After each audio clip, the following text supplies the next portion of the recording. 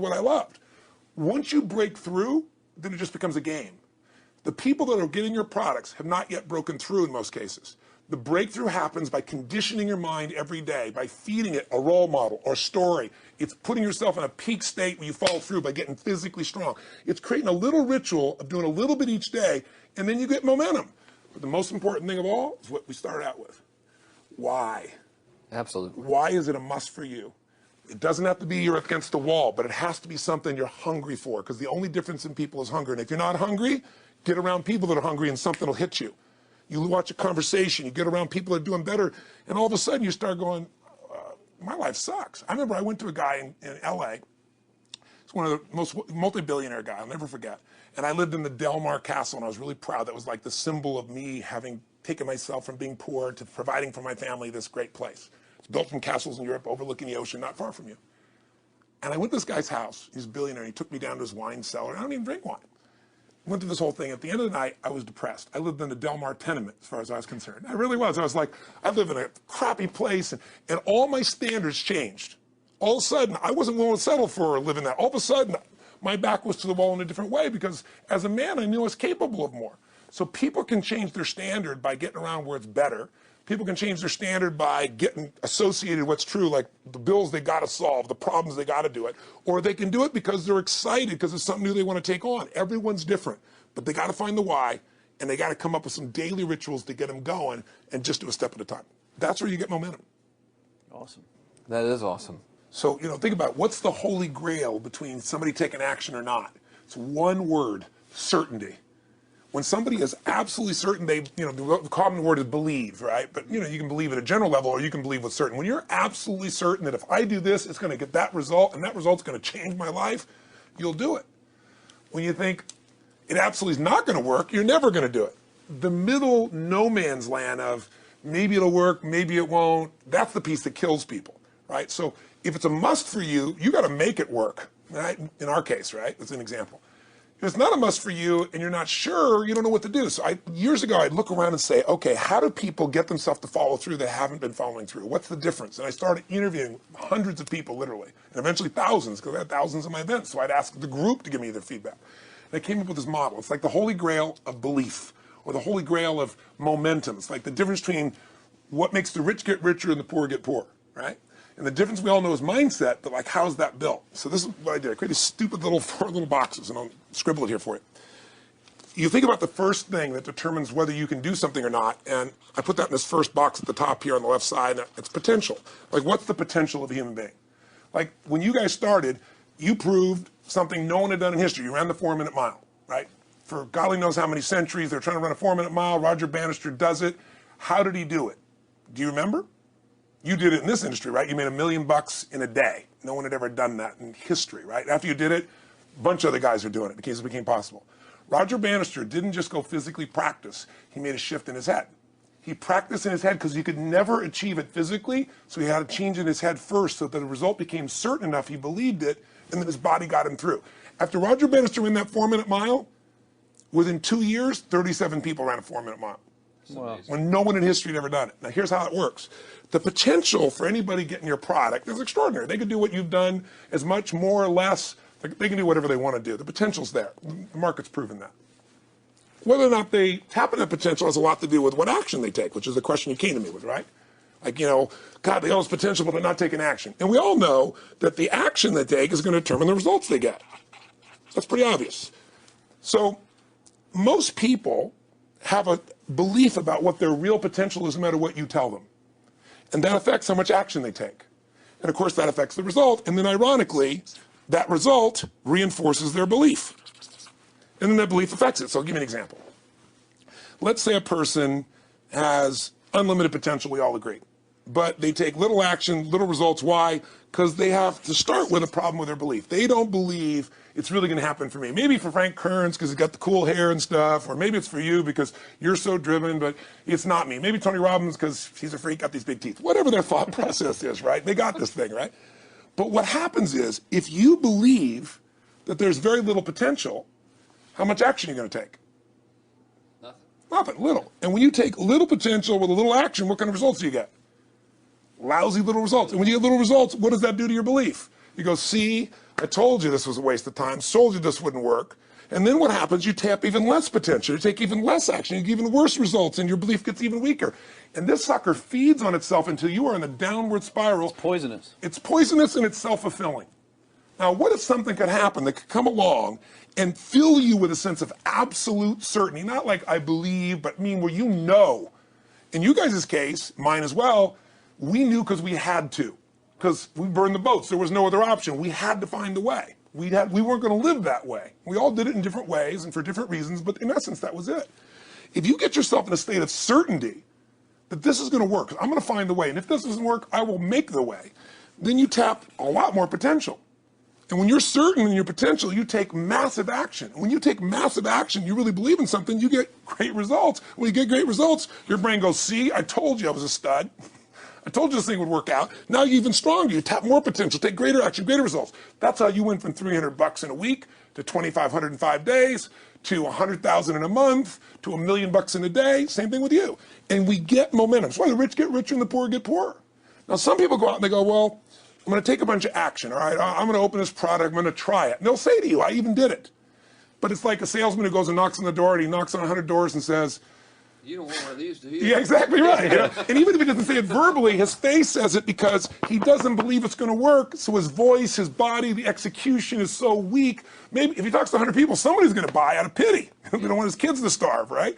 But he's not going to get the result. So the core difference in people is how do you produce certainty when the world isn't giving it to you? You go out and you try. In your case, you're 100,000 in debt and nothing's working. How do you keep yourself going? The way you did it, the way I did it, the way you're doing it, we may not have done it consciously, is we didn't change our potential. That was there. And it wasn't even taking more action. Taking more action with a belief it's not going to work, it's not going to change anything.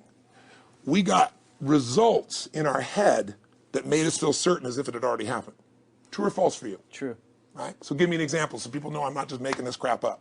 Well, I mean, just like when I had nothing, I already knew I was driving like Ferraris and Porsches and stuff because I always wanted those cars. I already knew I was going to have them.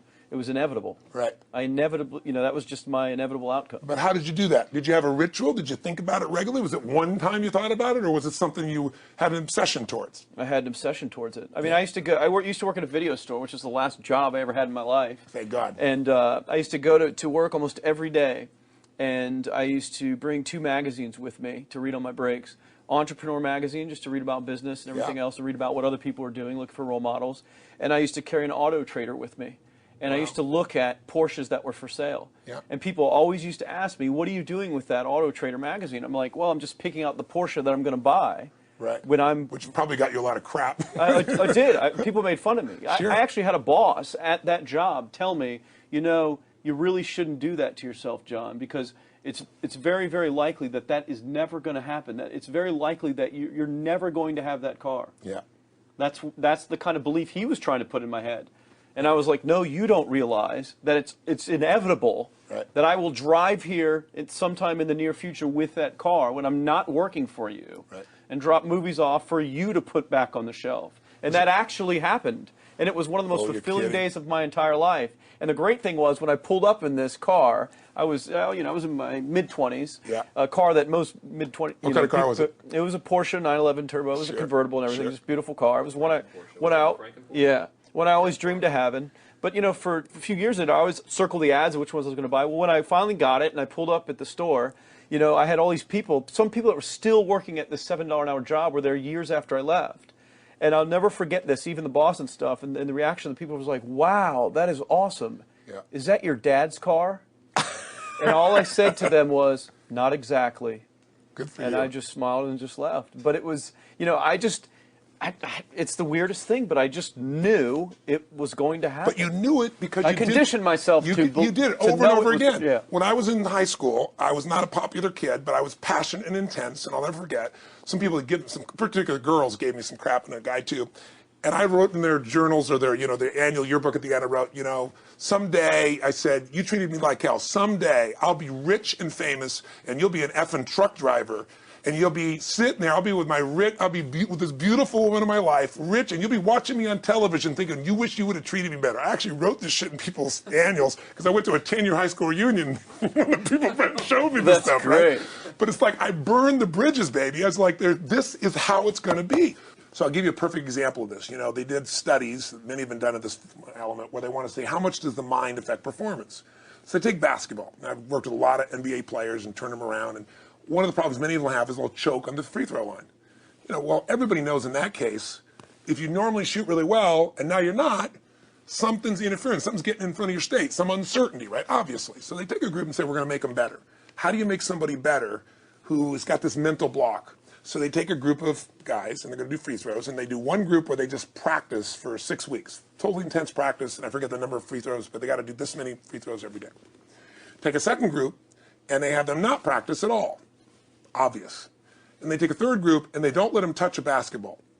All they do is have them practice in their mind, but the key is it's not practice makes perfect, it's perfect practice makes perfect, as corny as that sounds. So these guys see themselves making the shot every single time, conditioning their mind and body that it's perfect every time. They're not interrupted by a reality that would screw with them. So at the end of 6 weeks, they tally it up, and now they give them a test to see who has the highest free throw percentage, success. What do you guess it's going to be? Well, the obvious person says, obviously, it's not the guys that didn't practice, but which one is it, the mind, or is it the ones that actually practice? I'm assuming the mind. Yeah, you would assume it because it's true. Right. You intuitively know the truth, that practicing's not enough. It's getting yourself so certain so many times that now when you go to do it, there's no hesitancy and you execute. It's having that absolute certainty that makes you tap your full potential, take massive action, get massive results, be reinforced to having stronger belief. This is what makes somebody a star at anything. It's like Jack Nicklaus, the golfer. Yes. He visualized every shot and where it was going, landing right where he wanted it before he ever hit it. Every single time. And what do most Every golfers single do? time. They just take a practice swing and they kind of hope for the best and point in the right direction and hit it. And some of them, if they've had some bad hits, what are they really focusing on? You know, what I don't want to do. Exactly, exactly. And that's the same thing here. So I'll show you a little stupid little physical technique for this. So stand up for a second. You guys going to do this with the camera, show them? So try this for a second. So just put your feet together and then put your right index finger straight out in front of you like this, okay? And all I want you to do is I want you to just turn clockwise comfortably as far as you normally turn. Just notice where you naturally stop. Go ahead and turn clockwise. People at home can do this too. Keep your feet straight. Notice where you stop. Come back around to me. Back around to me. Pretty good. Okay, good. Yeah, you're really good at this, right? Drop your hand. Now let's do something really simple. Close your eyes.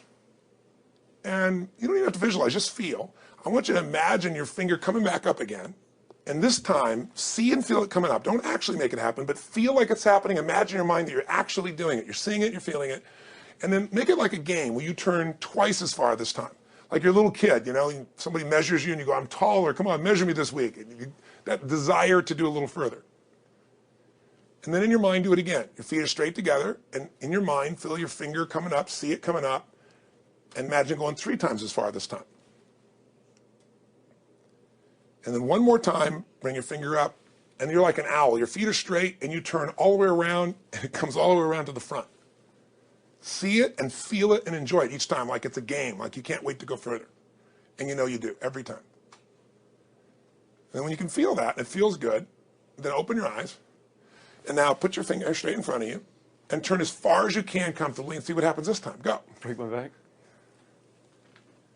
Now notice, I don't know if the camera's got it, but you don't have to ask the camera. You can ask yourselves. Come back around. Did you go further this time, yes or no? A lot further. A lot further. 50% further. 50% me further. How too. much further for you? About the same. Yeah. The average person will go 25% further. Now here's the question. We're superior. We're superior pointer. There you go. So You know, superior right finger pointer. Thank God. So, did you have the potential to turn as far as you did the second time, the first time?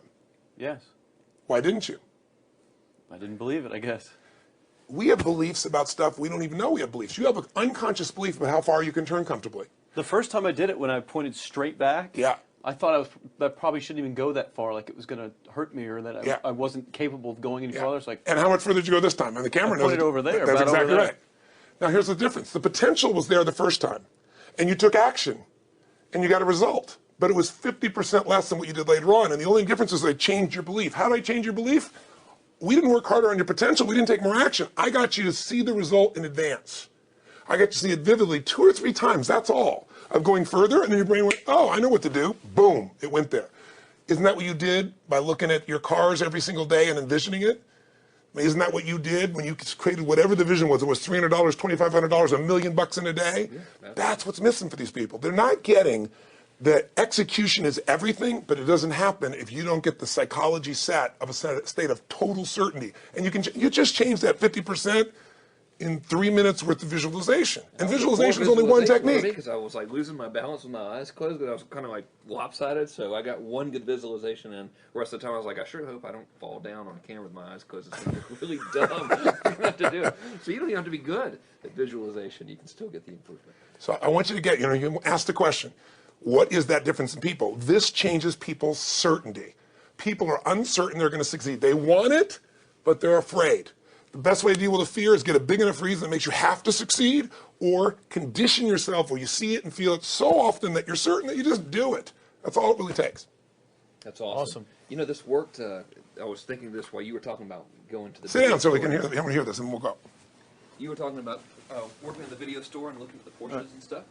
I used to drive around in my car, doing the cold calling with the credit card machines. And one way that I would avoid cold calling, the pain of like cold calling and knocking on doors and everything, would be to listen to your stuff and listen to Jim Rohn stuff. Wow. Just drive around, no particular destination, just to listen to it. And strangely, I still like to drive around. I prefer to listen to that stuff in the car for some reason. It's because it's where you got imprinted. I guess. I mean, it's like, well, I'll just drive up and down the coast and check out the ocean. Yeah. So I would drive around, and I would envision myself holding those types of seminars and teaching people that kind of stuff. And 3 weeks ago, I was teaching a seminar in San Diego, and I was talking about beliefs and envisioning things, and I had to stop. And I shared with the audience, I was like, you're not going to believe this, but I actually used to envision this very moment of me talking to you right now. So it really, really works. Definitely works. Makes a difference, I'd say. I'll tell you what, I worked with Andre Agassi in 1993, I think it was. He'd been #1. He dropped to 32nd in the world. And he was literally ready to quit, with no exaggeration. His father was managing him, and he was so angry with his life. And he went through some, I think, wrist surgery at the time, and he's working on his swing. And he was dating Brooke Shields at that point. They weren't married, and not his current marriage, obviously. And so she said, you got to come see Tony. She goes, I don't need motivation. He goes, he's not motivation, man. He's strategy. He'll show you how to make that shift in your head. So he comes. I work with a guy. In the beginning, he's saying, do your magic stuff. Like, oh, yeah, great, thank you. And I said, tell me, if you ever hit a tennis ball perfectly, and I'm trying to get him in the zone to remember that time, like you visioned, where he was perfect at it. He goes, of course I have. And I get him vision over and over again. And finally, he's in the zone. He's feeling that again, right? He's seeing it, and he's feeling certain, and the swing is going perfect. And I said, how's that feel? He goes, it feels perfect. I said, but are you thinking about the swing? You're not thinking about the swing. You're not thinking about how to do it. You're just seeing the result you want so vividly that it's there. So all I did was train him how to go in that state over and over again. He won the next weekend. The second weekend he came in second. Within 6 months, he was #1 in the world again. And he gave me unbelievable credit. But all it was conditioning the mind. You did it with tape, so did I. We were just talking about this earlier, Pam and I. I used to go when I was 17 years old down in downtown Los Angeles, this place called Night Education, K-N-I-G-H-T, like at the night. And I'd save up all my money, work as a janitor, and I would get these tapes and listen to these things over and over and over again. I went there for years, and I didn't have enough money, and I leveraged everything I had, but I knew how to train my mind. It's the one thing I knew how to do. This man's name is Mario. I saw him in his 80s. He obviously knows how my life turned out, and was very proud of the role he played in that process. He used to tell people the story. This guy's the real thing. He didn't just start out this way. This is how Tony did it. He listened to these tapes. He conditioned himself, right? This is the real stuff. He passed away a few years ago. I'm calling his house, and he passed away, and his daughter was there, and she wanted to share with me that how I touched his life and so forth. But the best thing was, I thought, you know what? I want to get those tapes. I want to get that stuff that conditioned. I want to go back to that moment like you did of, that moment was visualizing, now I'm living it. And she said, he left all this in his will to you. So I have all these tapes now that are from the time when I originally went through, and I'd go to sleep and I had these sleep tapes that conditioned my mind to believe that I could succeed even when I was sleeping, or to build energy in my body. And anybody who wants to succeed has got to know it doesn't just happen. You can buy a product, but you also, with that product, have got to condition yourself. You got to make it a must, and you got to get a ritual. And if you do it, whatever you used to dream about you thought was so huge, you'll just live it. You'll live it like you lived this yesterday, like we're all living the life that we envisioned. Because we had to, and because we played this game with our head. We got the belief to be real by seeing it enough times and feel it enough times till our brain believed it, and then it made it happen. Which raised the potential, which made us take more action, which got us better results, which raised our beliefs again. That's right. And then that's why the rich get richer and the poor get poorer. So instead of bitching about it, change it. And this is how you change it. It's like a self-fulfilling prophecy. Completely. pretty easy to change.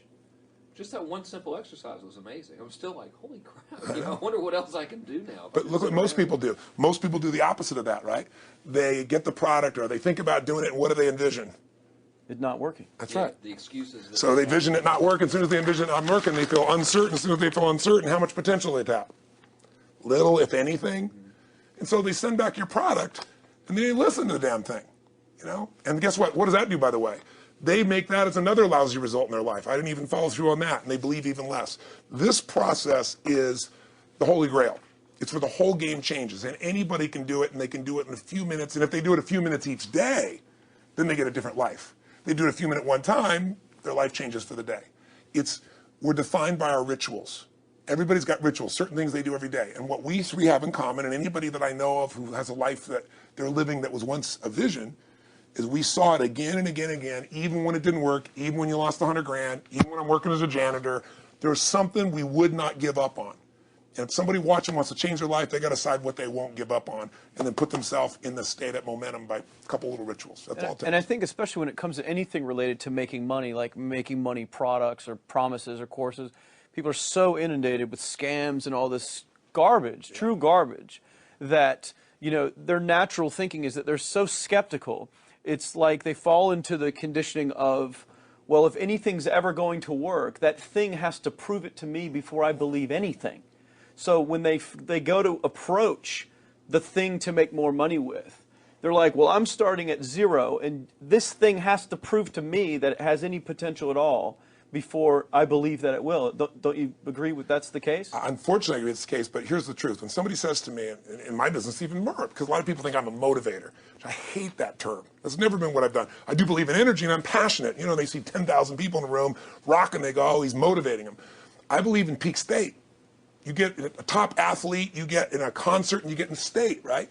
The problem is, to defend themselves so they won't be disappointed again, they lower their expectations. So someone will say to me, well, I'm skeptical or I'm pessimistic. And my response to them is, no, man, you're gutless. It takes no guts to be skeptical. You don't have to have any capacity to be a critic. And now with the web, you don't even have to own that you're the one being the critic. You can burn somebody and anonymously, right? I said, you know what? It takes guts to believe. And if you think something's going to do it for you without you putting your guts on the line, you might as well forget it right now. So this idea that I'm skeptical or they got to prove it to me, it's the biggest lie. What that really is your fear talking. You're so scared of failing, you don't even want to get your hopes up. And if you don't get your hopes up, you might say, well, what if they get their hopes up and somebody gets disappointed? How many disappointments have we experienced in our business careers and in our lives? The difference is some people take disappointment and let it destroy them. Other people take disappointment and let it drive them. And you get to choose. Are you going to turn this thing into why it didn't work and a bunch of stories and excuses? Or are you going to take this thing that didn't work and figure out what are you going to do to make it work? And it may not happen the first time, the second time, the third time, but the people that are relentless find the way. And it's the common denominator in all these guys that are kind of our friends or family, money masters, the new money masters is they all did it with will. Nobody here inherited this stuff. Everybody figured it out. And keep figuring it out. And it's going to keep changing. And you say, you know what? 1% of 99% of the money being made is being made by 1% of the people because only 1% of the people will condition their mind and condition their body and follow through some daily rituals. The rest will tell a story about why it didn't work, how it wasn't their fault. And you got two things in life. You got results or you got a story. And too many people think that 1% is somehow entitled to it and they're not. Which is, it's just all in the head. It's all in the head. Belief. It's all in the head. Which can be changed with some conditioning. Basic conditioning. You just proved it. Yeah, to us. That's fun. That's why I made Get the Edge and Personal Powers, because I understood that from the very beginning. Originally it was 30 days, and years later people would say, I've heard all the great results and everything else, man, but I don't have 30 days, and I'd be behind the glass, focus group, watching these people and want to shake them, like, you don't have 30 days to change your life, I thought, okay, I'll make it 7 days, just one, because after 7 days you get momentum. I mean, think about it. When do people's lives change? In a moment. It doesn't change in 10 years. Your life may have sucked for 10 years, but there's one moment when your whole life changed, the moment you decided. When you said, no more, and I'm doing it, and you kicked yourself in the ass, and you made yourself go do something, right? When you finally said, enough, no more, I quit, or let's begin, or I love you, there's a moment when somebody's life changes. And that can be gotten in a couple of days. So people watching don't have to wait until they've mastered everything. They got to get started and do what's next, and just put themselves in a state where they start making some progress. Well, there it is. I think that's the answer that can help solve that problem with a lot of people. They'll just pay attention to it and do it. The bottom line is, you know, all three of us and some of the people that we consider as family that are part of this process, we've all done well, and we don't need to do this stuff. We're able to do the stuff because underneath it all, people can see in your eyes, Frank, when you talk about $2,500 you made that day and the joy, right? Or you talking about not willing to settle, you know, and just, I don't care what they say. They tell me I'm going to sit here and I should lower my expectations. I'm going to be driving my car in here and they're going to be delivering a video to me. There's something inside of every human being that will make it click. That'll make it so that today is not like yesterday and tomorrow will be different forever. And that process is an emotional hook. And what I hope is people watching this stuff, maybe something in here will piss them off enough or remind them of something or say there is a plan and it isn't just luck. And if I just get my big enough why and I get a little system for conditioning myself, and if I start to feel overwhelmed, I just do one next step. And I keep learning and keep moving forward, I will get there. If we accomplish that out of this conversation, then this conversation was kick-ass and fun, not just for us, but it'll be something that we'll be really proud of a long time. Whether that happens or not really has nothing to do with us, but whether or not people take it in as real and do something with it. I hope they will. I think a lot of we people can't will. control. I think they will. Thanks a lot. I think it was awesome. Thank you. That's been a Interesting blast. Appreciate it. your shoot here. Yeah, going back to the next one. Yeah. Back to the next Thanks, guys. Thanks. Yeah. Thank Appreciate you. it. Really appreciate it.